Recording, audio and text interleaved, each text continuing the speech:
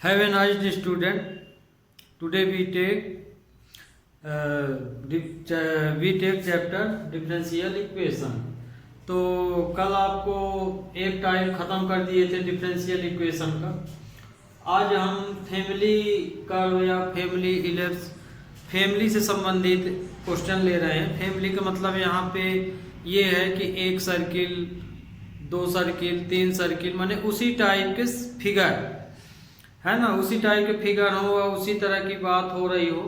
तो एक सर्किल हो सकता है, उसके ऊपर दूसरा बन सकता, फिर तीसरा, इसी तरह कर्व के लिए है। तो उसको हम इस तरह के क्वेश्चन को फैमिली कर्व या फैमिली सर्किल ये सब बोल देते हैं।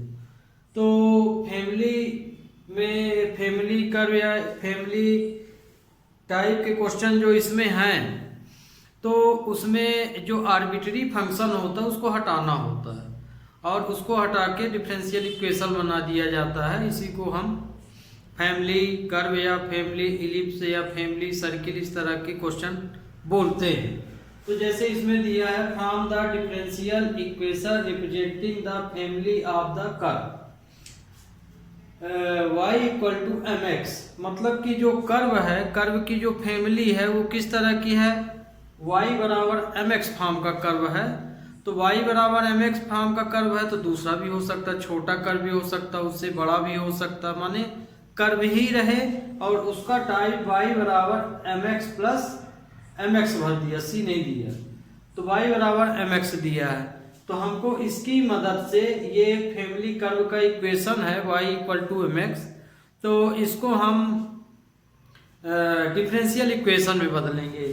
तो कहने का मतलब ये कि इसको हमें तब तक डिफरेंशिएट करना है या सॉल्व करना है जब तक कि इसमें से हम आर्बिट्री फंक्शन m को हटा ना दें, है ना। आर्बिट्री फंक्शन को हटा दीजिए और जो फिर इक्वेशन बचे वही आपका डिफरेंशियल इक्वेशन हो जाएगा। तो हम सॉल्यूशन फर्स्ट ले रहे हैं, दो क्वेश्चन लिए हैं, सेम है दोनों क्वेश्चन। इस वाले में m को आर्बिट्री बोला है और इसमें a और b को आर्बिट्री बोला है।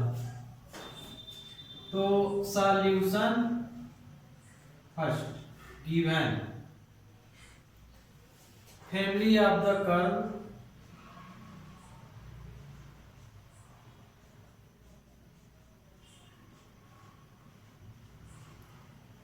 y equal to m x, ये दिया गया है। अब इसको हम डिफरेंशिएट कर दें, differentiate with respect to x, तो ये हो जाएगा dy dx और ये हो जाएगा m। ये इक्वेशन सेकंड हो गया। तो यहाँ पे देखिए अभी तो m आ गया है यहाँ पे, लेकिन हमको यहाँ से m को हटाना है। तो इसके लिए हम इसका डिफरेंशिएशन क्या करेंगे, फिर से कर लेंगे। तो अब यहाँ पे जो m की वैल्यू, अब यहाँ पे देखिए हमको m को हटाना है। दोबारा हम यदि इसको डिफरेंशिएट करते थे तो जीरो हो जाएगा, तो फिर कोई मतलब नहीं निकलेगा, डिफरेंशियल इक्वेशन निकलेगा नहीं। तो अब हम क्या करेंगे कि इक्वेशन 1 से m की वैल्यू निकाल के यहाँ रख देंगे, तो m ऑलरेडी हट जाएगा आपका। तो from equation first m equal to y upon x, तो हम m की वैल्यू यहाँ, इस m की वैल्यू यहाँ रख देंगे, है ना। तो इस m की वैल्यू क्या, y अपॉन एक्स है, तो ये हो जाएगा dy dx equal to y upon x. Cross multiply भी कर सकते हैं, इसका यहाँ करेंगे तो x dy dx equal to y, अथवा x dy dx minus y equal to 0। तो ये आपका डिफरेंशियल इक्वेशन हो गया। तो कहने का मतलब कि आर्बिट्री फंक्शन को आप साइलेंट कर दीजिए, माने उसको हटा दीजिए, एलिमिनेट कर दीजिए। तो ये आपका डिफरेंशियल इक्वेशन है। तो विच इज फ्री, है ना। अब ये जो इक्वेशन है आर्बिट्री फंक्शन से फ्री हो गया, free from the arbitrary function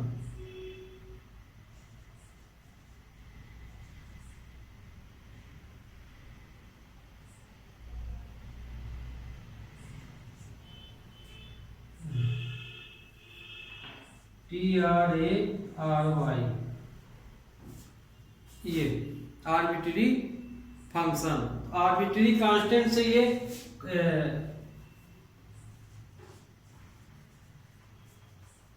arbitrary constant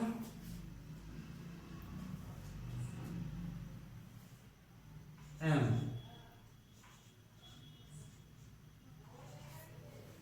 hence this is the, तो अब जो इक्वेशन बचा वो क्या बचा, डिफरेंशियल इक्वेशन।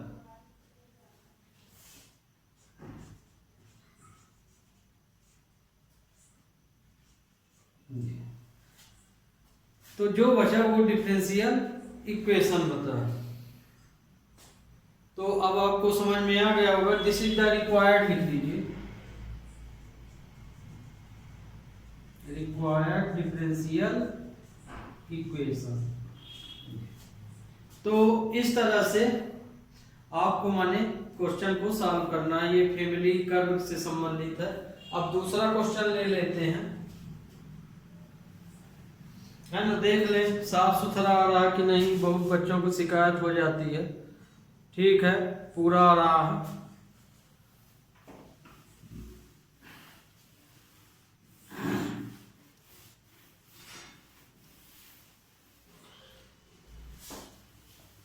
अब दूसरा इसका क्वेश्चन है, सेम क्वेश्चन है, इसमें भी वही काम करना है, सॉल्यूशन।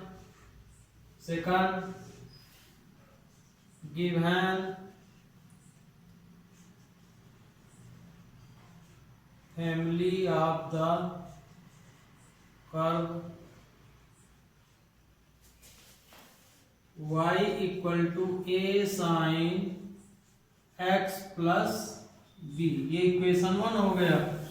अब हमको इसको डिफरेंशिएट कर देना है और कोशिश करना है कि जो आर्बिट्री फंक्शन है a और b उसको एलिमिनेट कर दें किसी न किसी तरह से।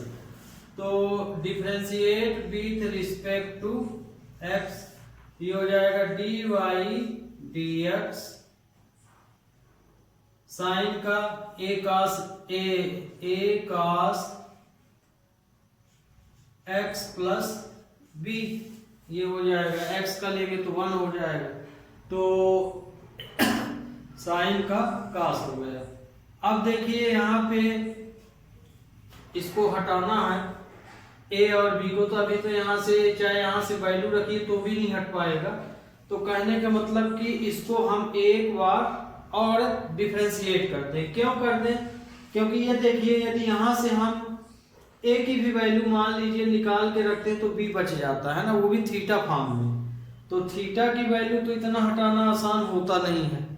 तो और दूसरी बात आप जानते हैं कि यदि हम डिफरेंशिएट कर रहे हैं तो ट्रिग्नोमेट्री में अक्सर क्या हो जाता है कि तीसरे स्टेप में वही नंबर आ जाता है। जैसे साइन का फर्स्ट डेरिवेटिव लिए तो कास आया, फिर कास का लिए तो फिर साइन, मतलब तीसरी स्टेप में वही चीज हमको मिल जाती है। तो साइन कास फॉर्म में, तो मतलब कि हम यदि इसको डिफरेंशिएट कर दे तो फिर से यहाँ पहुंच जाएंगे। तो इस स्थिति में हम इसकी वैल्यू y रख सकते हैं।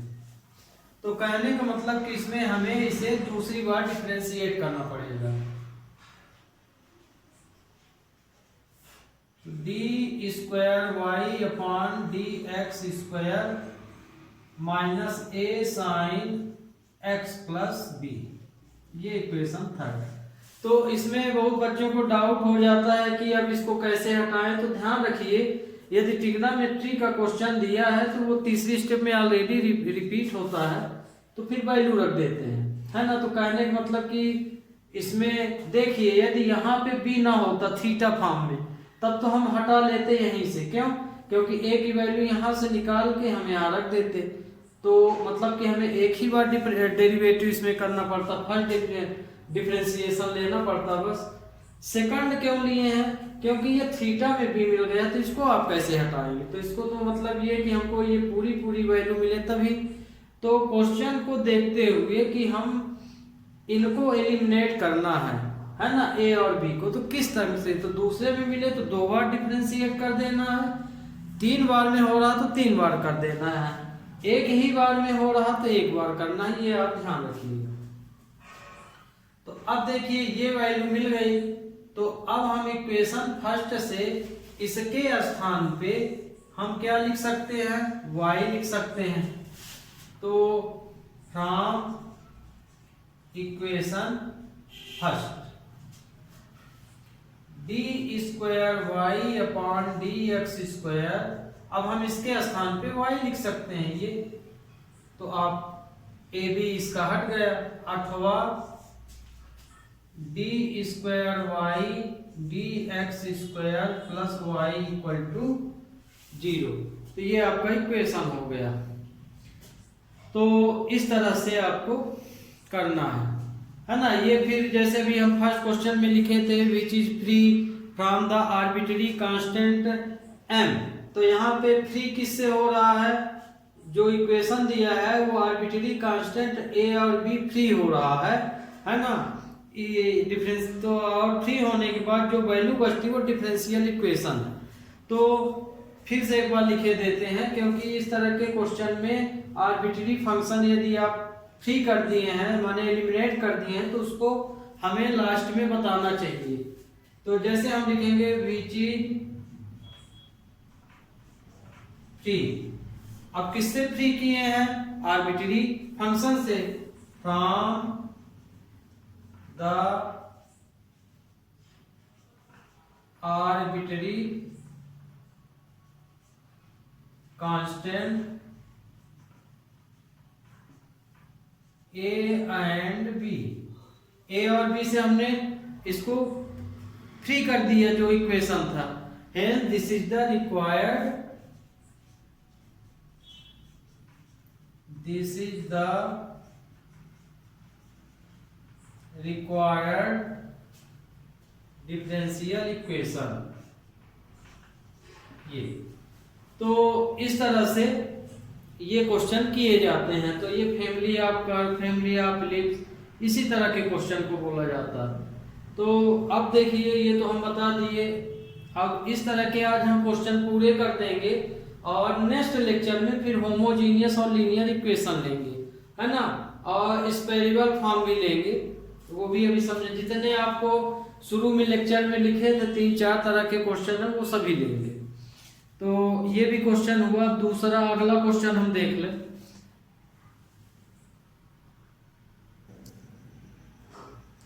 अब देखिए ये क्वेश्चन, तो इस क्वेश्चन में दिया है from the differential equation representing the family of ellipse having foci on X axis and centre at the origin. Ellipse है, मैंने इलिप्स दिया है, तो इलिप्स जो है किस एक्सिस को लाइज कर रहा है, एक्स एक्सिस में है ना। एक्स एक्सिस की ओर इलिप्स लाइज कर रहा है। एक्स एक्सिस का मतलब यहाँ पे ये है कि जैसे आप इलिप्स का मतलब जानते हैं, इलिप्स और सर्किल में क्या डिफरेंस है कि इलिप्स अंडाकार होता है लगभग, मतलब कि ये इलिप्स है और ये सर्किल है ना। या तो इलिप्स ऐसे होगा, तो इलिप्स किस दिशा में फैला है, एक्स एक्सिस में, वही एक्स एक्सिस है। एक्स एक्सिस की ओर ज्यादा लंबा है और ये ये कम लंबा है, मतलब कि इलिप्स जो है एक्स एक्सिस की ओर है, ये इलिप्स वाई एक्सिस माना जाएगा। तो जो फोकस है वो एक्स एक्सिस की ओर है। किस एक्सिस की ओर है, एक्स एक्सिस की ओर है, मतलब हमारा इलिप्स ऐसे है ना, ये एक्स एक्सिस माना जाएगा, ये वाई एक्सिस। तो foci on X axis and centre at the origin, कहां से, ओरिजिन से। तो इसका जो फिगर बनेगा वो कैसे बनेगा, जैसे मान लीजिए ये वाई एक्सिस है, ये एक्स एक्सिस है, ये एक्स एक्सिस, ये वाई डैश और ये एक्स डैश। तो ये एक्स एक्सिस की ओर ये इस तरह से आप चाहे जितने सारे बना दीजिए, ये इलिप्स कहलाएगा, ये आपका इलिप्स बन गया। ओरिजिन से बोला है तो ये ओरिजिन 0 0 हो गया।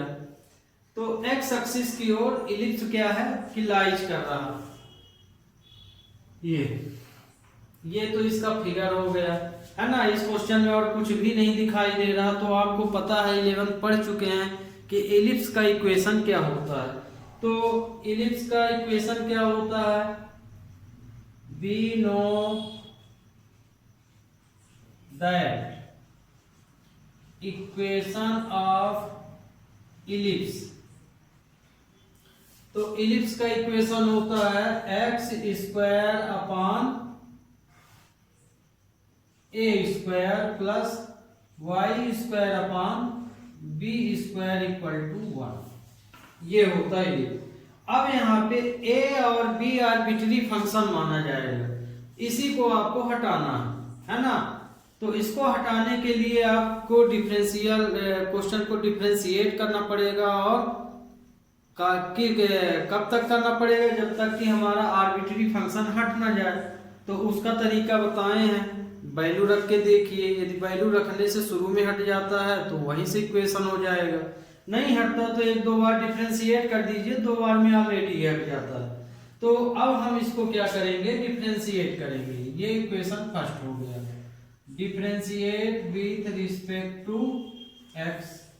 तो इसको डिफरेंशिएट करेंगे तो ये आएगा 1 अपान ए स्क्वायर, ये तो कांस्टेंट है, into 2x plus 1 upon B square 2y dy dx equal to 0।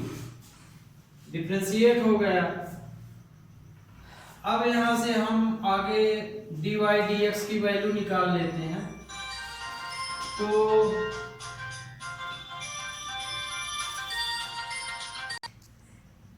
dy dx की वैल्यू निकाल लेते हैं। तो dy तो 2y upon B square dy dx equal to minus 2x upon A square. तो dy dx इक्वल टू, ये into से है तो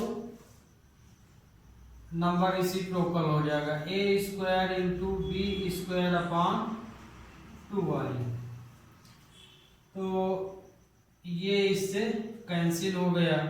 तो dy dx equal to B square upon A square equal to X upon Y आ जाएगा। Okay, अब हम क्या करेंगे, अब तो ये आ गया, तो हमको तो ये आर्बिट्री फंक्शन को अलग करना है, तो मतलब कि एक्स वाई को भी हम इधर कर ले, अथवा ये वैल्यू इधर यदि करेंगे तो y upon x D Y D x equal to minus b square upon A square. ये इक्वेशन मान लीजिए हम 2 मान लीजिए। तो ये देखिए आर्बिट्री तो हम अलग कर लिए, लेकिन इसकी वैल्यू हम पुट कहाँ करें, ऐसा कोई पोजीशन नहीं मिल रहा। तो कहने का मतलब कि इसको हम अगली बार फिर से डिफरेंशिएट कर दें। तो इसी को हम फिर से डिफरेंशिएट, इक्वेशन 2 को फिर से डिफरेंशिएट करते हैं। Again differentiate with respect to x. तो इसको यदि हम फिर से डिफरेंशिएट करते हैं इस फंक्शन को, ये तो कांस्टेंट तो 0 ही हो जाएगा, है ना। इसको डिफरेंशिएट कर देंगे तो ये ऑलरेडी चूंकि आर्बिट्री फंक्शन है, कांस्टेंट फंक्शन है, तो 0 हो जाएगा। जो बचेगा वो आपका इक्वेशन बचेगा। तो ये, तो इसको देखिए, इसको जब आप डिफरेंशिएट करेंगे तो ये आपका ये पहला फंक्शन ये दूसरा माना जाएगा, है ना। इस तरह से आपको करना। तो हम इसको बाहर रखे y अपान एक्स, इसका डिफरेंशिएशन लिए तो ये आया D square Y upon D x square.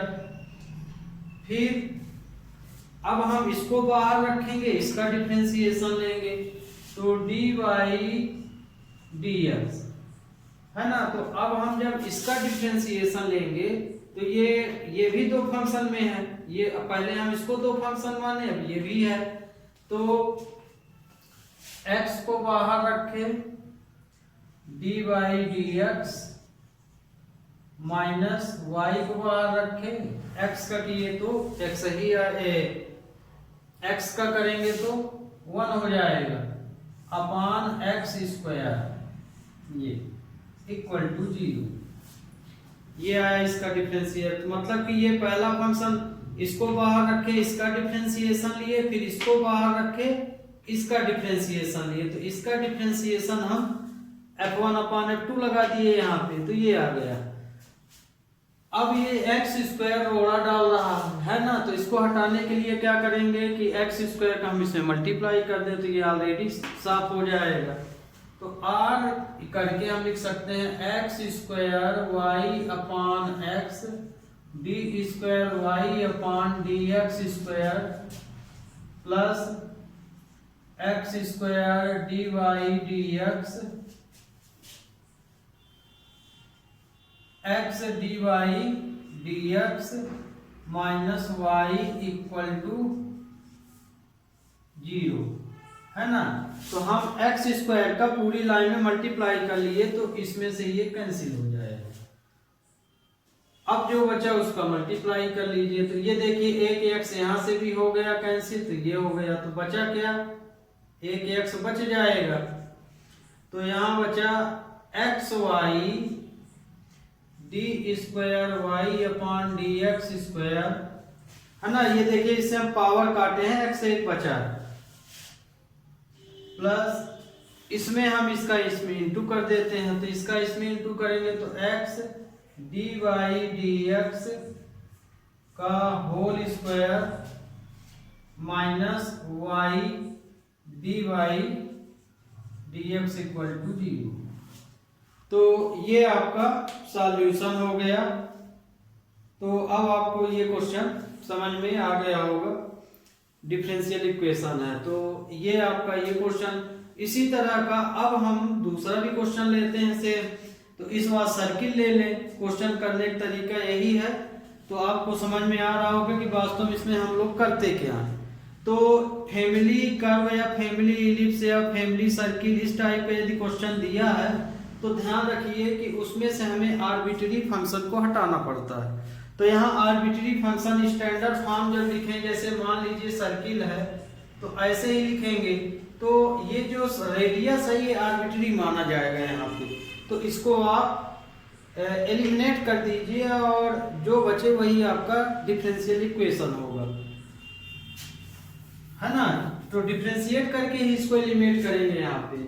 जैसे कि यहाँ a और b आर्बिट्री फंक्शन थे, तो इसको हम 2 बार लगातार कंटिन्यू डिफरेंशिएट कर दिए, तो ये ऑलरेडी हट गया, है ना। दूसरा तरीका है कि आप यहाँ तक किए हैं, यदि ये वैल्यू कहीं बनती है कि यहाँ रख दें तो ये एलिमिनेट हो जाएगा, ये भी, तो ऐसा भी कर सकते हैं।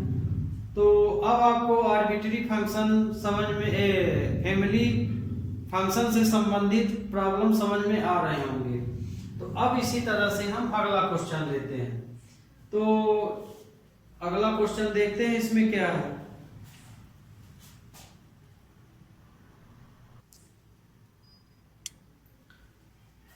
तो इस क्वेश्चन को अब एक बार आप फिर समझ लीजिए।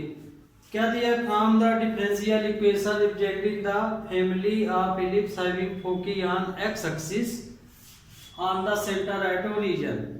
तो आपका जो इलिप्स है वो एक्स एक्सिस में है, किस एक्सिस में, एक्स एक्सिस में। मतलब कि इलिप्स आपका हमारा ऐसा होता है और ऐसा भी इसको कर सकते हैं। तो मान लीजिए ऐसा है तो ये वाई एक्सिस हो जाएगा, ऐसा है तो एक्स एक्सिस। तो जो फोकस है इलिप्स का तो एक्स एक्सिस की ओर है, मतलब कि इलिप्स ऐसे है। तो ये इलिप्स का आपका फिगर हो गया, है ना। इलिप्स कई भी हो सकते हैं, एक के ऊपर एक, उसका सेंटर ओरिजिन लिया गया है। तो इक्वेशन आपका ये है, x square upon A square plus Y square upon B square equal to 1। इसको हम डिफरेंशिएट, तो इसमें अब क्या करेंगे कि ए बी आर्बिट्री फंक्शन है, तो इसी को हमको हटाना है। तो इस क्वेश्चन को हम लगातार 2 बार डिफरेंशिएट कर देंगे। तो जैसे इसको डिफरेंशिएट किए तो ये आया, है ना।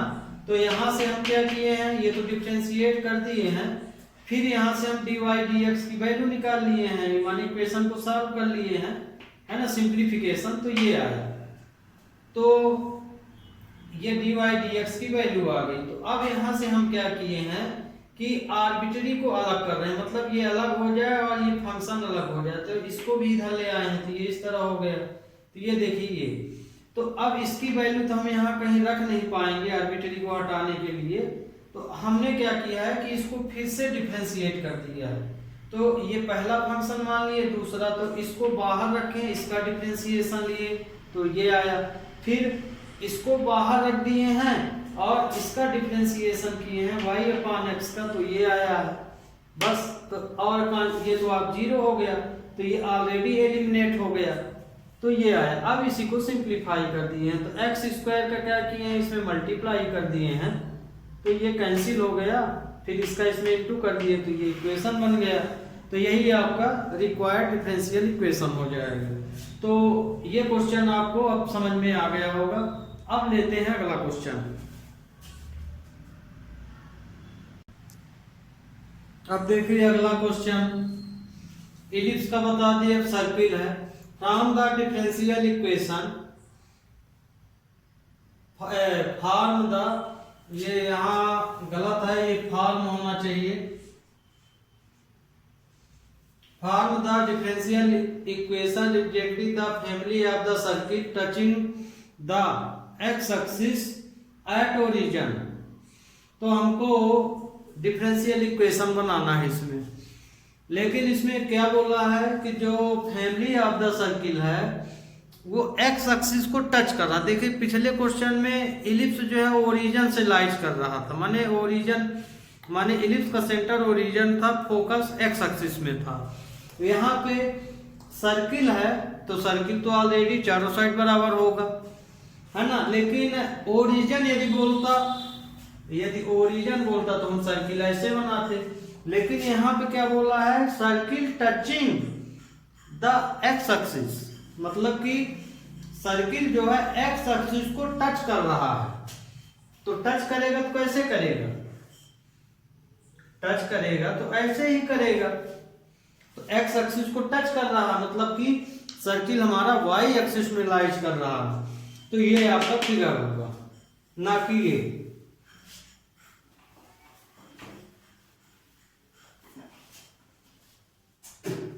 तो आपको फिगर समझ में आ गया होगा। तो फिगर अब देखिए ऐसा बनेगा,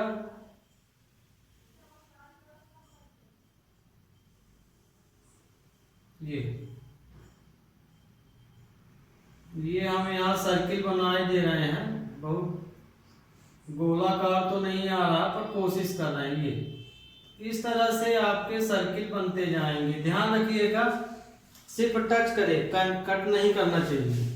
टचिंग का मतलब टेंजेंट टाइप का है। ये आपका सर्किल बनता जाएगा, चाहे जितने सर्किल बनाइए, ये आपके ऊपर है, क्योंकि ये फैमिली कर्व या फैमिली सर्किल से संबंधित है। तो निश्चित है कि एक से ज्यादा भी सर्किल हो सकते हैं। ये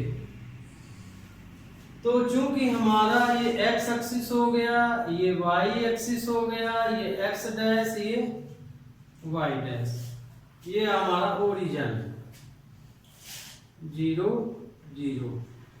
ये तो अब देखिए सर्किल जो है एक्स एक्सिस में तो ओरिजिन में है 0 पे, पर वाई एक्सिस की ओर लाइज करता है, तो कुछ ना कुछ तो रेडियस होगी। तो मान लीजिए कि ये रेडियस ए है ना, सेंटर से सर्किल के कुछ ना कुछ तो डिस्टेंस होगा ये। तो हम मान लिए ए है, तो सर्किल का रेडियस ए है, तो चूंकि ये वाई एक्सिस की ओर लाइज कर रहा है, तो मतलब कि हमको उतना रेडियस माइनस करना पड़ेगा। तो चूंकि सर्किल का इक्वेशन क्या होता है, hence equation of the circle x square plus Y square equal to A square होता है। यहाँ पे ए रेडियस है, तो ये कब के लिए है, जब सर्किल ओरिजिन से निकलता है, मतलब कि इस स्थिति के लिए कि हर चारों दिशा में इसका रेडियस ए है, लेकिन अब एक्स एक्सिस की ओर तो नहीं है रेडियस। तो मतलब कि हमें वाई एक्सिस में इस इक्वेशन को इक्वल करने के लिए हमें वाई में रेडियस माइनस करना पड़ेगा। बट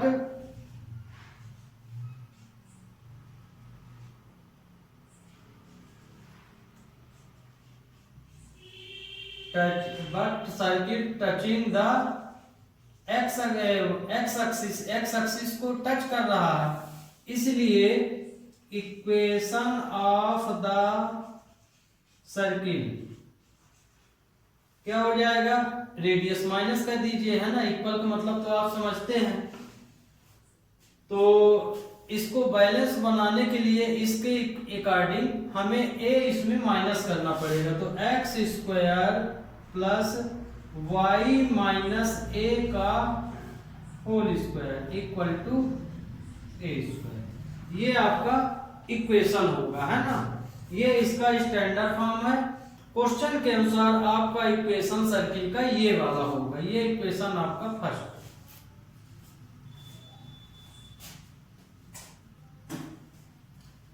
अब इसको आप सॉल्व का ए माइनस बी का होल स्क्वायर लगा के आगे हम ए को क्लियर कर ले, है ना, क्योंकि हमको आर्बिट्री फंक्शन है, इसी को तो हटाना है। तो x square y square plus a square minus 2ay equal to A square, इससे ये कैंसिल हो जाएगा। तो ये आया x square y square equal to 2ay, इसको हम मान लिए इक्वेशन 2। अब यहां से अब हम इसको क्या करेंगे, डिफरेंशिएट कर देंगे, differentiate with respect to x, तो ये हो जाएगा 2x 2y dy dx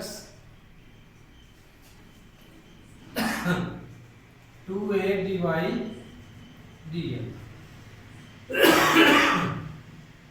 ये आया। अब यहां से हम a की वैल्यू निकाल लेते हैं, यहां से हम क्या निकाल लेते हैं, a की वैल्यू। तो a की वैल्यू निकालेंगे तो a इक्वल टू हो जाएगा 2x plus 2y dy dx upon dy dx, a की वैल्यू निकाल लिए। अब यही a की वैल्यू कहां रख देंगे, इस पोजीशन में यहां रख सकते हैं। तो a की वैल्यू इक्वेशन 1 में पुट कर दीजिए और यहाँ पे, तो हमारा इक्वेशन सॉल्व हो जाएगा, आर्बिट्री फंक्शन एलिमिनेट हो जाएगा। तो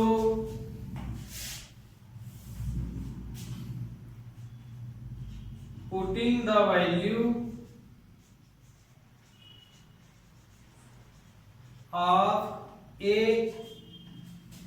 इन इक्वेशन सेकंड में रख दीजिए। तो ये हो जाएगा x square plus Y square equal to, अब देखिए बहुत बड़ा इक्वेशन है तो इसको थोड़ा नीचे से लिखना पड़ेगा, एक्स स्क्वायर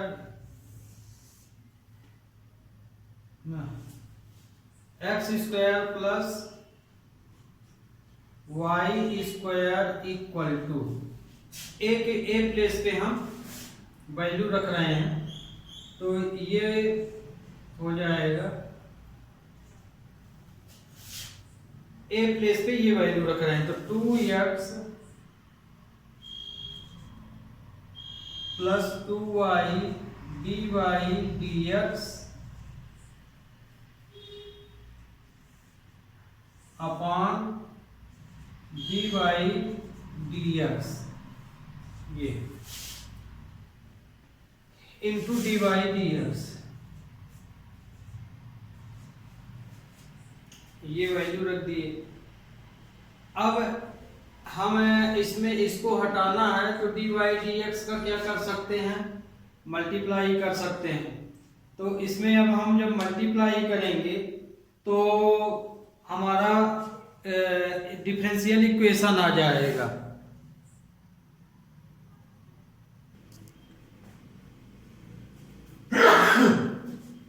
अब dy dx का हम इसको हटाने के लिए दोनों साइड मल्टीप्लाई किए ले रहे हैं इस पूरे इक्वेशन में, तो हम इसको लिख सकते हैं dy dx x square plus Y square equal to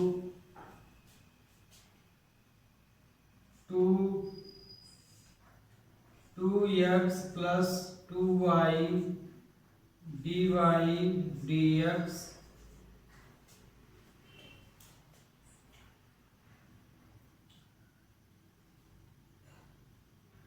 ये देखिए ये तो कट गया है, ये काटने के बाद मल्टीप्लाई किए हैं।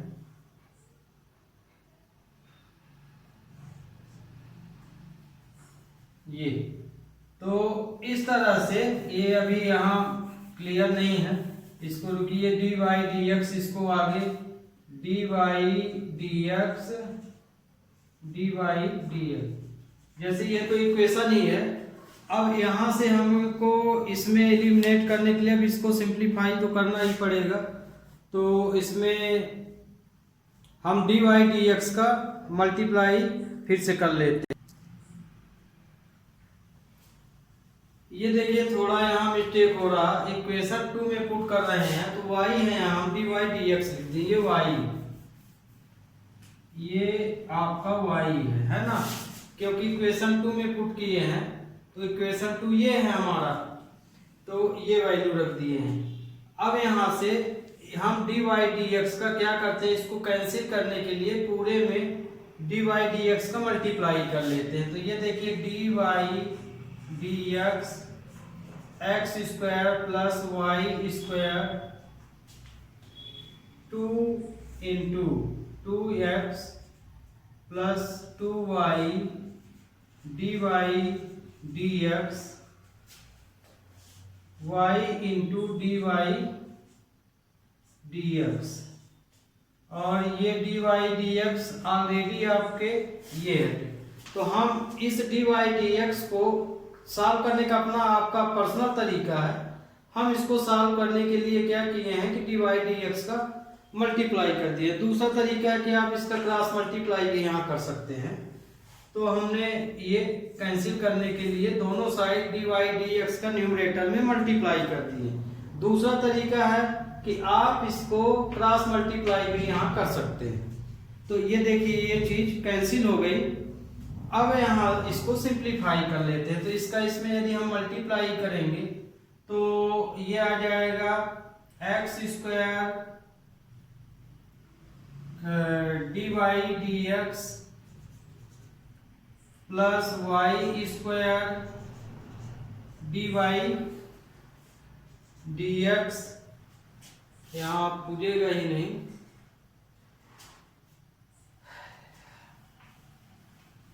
यहाँ नहीं पूछेगा तो कुछ पोर्शन लगता है मिटाना पड़ेगा, तो हम इसके फिगर को ही मिटा देते हैं तभी ये आएगा क्वेश्चन। तो फिगर हम मिटाए देते, फिगर आपको समझ में आ गया होगा।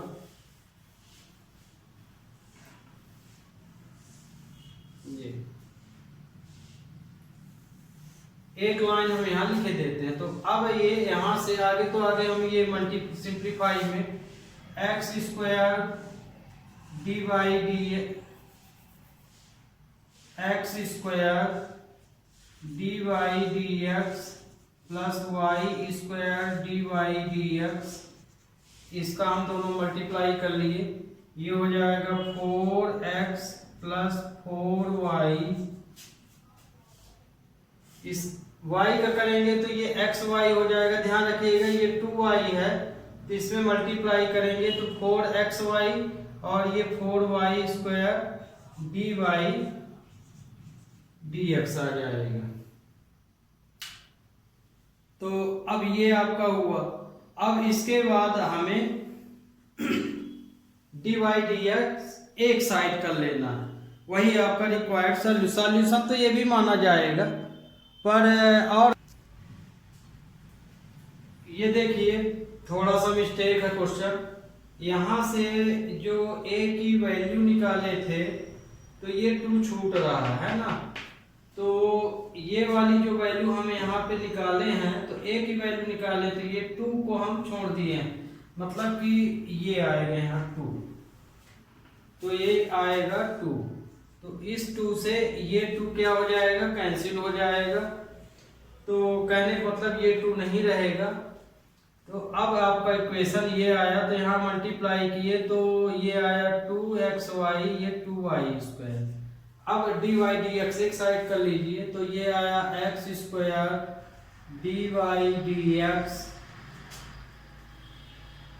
प्लस y² dy/dx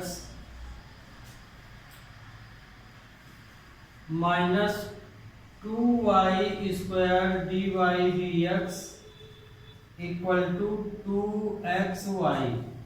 dy/dx एक साइड कर लीजिए। इस स्टेप के बाद ये, अब इसमें dy/dx इसमें सॉल्व कर लीजिए। ये dy/dx ये तो सेम है, तो ये माइनस y²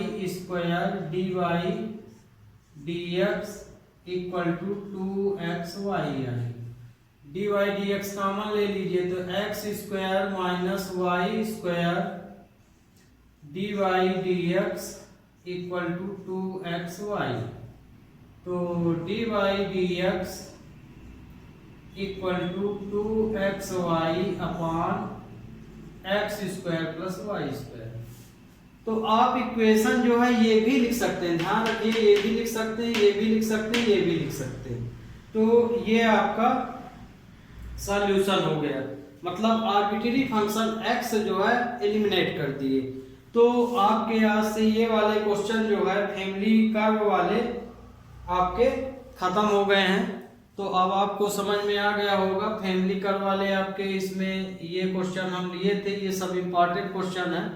तो फैमिली कर्व का मतलब कि इसमें जो आर्बिट्रेरी फंक्शन होता है, जो भी इक्वेशन लिखेंगे उसमें जो कांस्टेंट आता है उसे आर्बिट्रेरी मान के चलेंगे और उसी को एलिमिनेट करना पड़ता है डिफरेंशिएट करके, और उससे हम डिफरेंशियल इक्वेशन बनाते हैं। तो इस तरह से आपका सेकंड टाइप का क्वेश्चन फैमिली फंक्शन से संबंधित आपके क्वेश्चन ये कंप्लीट हो गए। Okay student, have a nice day.